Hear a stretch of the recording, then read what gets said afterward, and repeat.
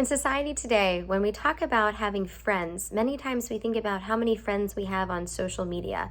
Many of those connections can be superficial instead of really the level and depth that friendship used to define. What we find now through research is that having strong relationships, having friendships, both personally and professionally, that those social support systems can be a huge piece of improving our well being and being protective against mental health concerns, against general stress, anxiety, loneliness, depression, and even more severe mental illness.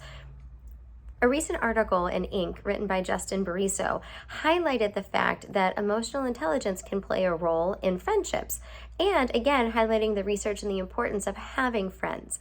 A few tips and strategies that were shared to be able to build those relationships, for instance, included the milk carton technique. The idea of realizing that let's focus on the things that we can change instead of the things that we can't.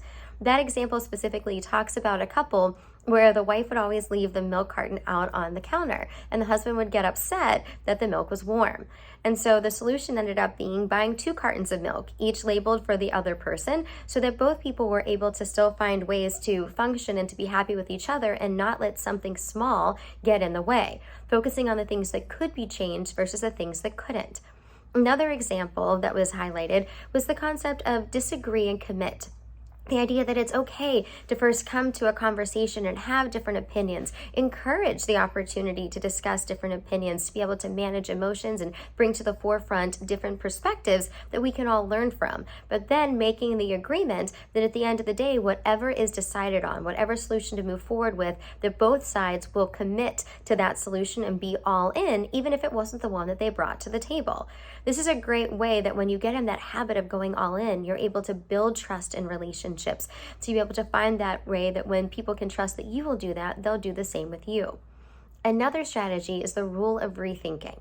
We think through it. Rethinking can be something that is simple, but there's a difference between being simple and easy. When we're presented with information that we don't always agree with or that we don't believe in, it's very easy to just immediately dismiss any other alternative.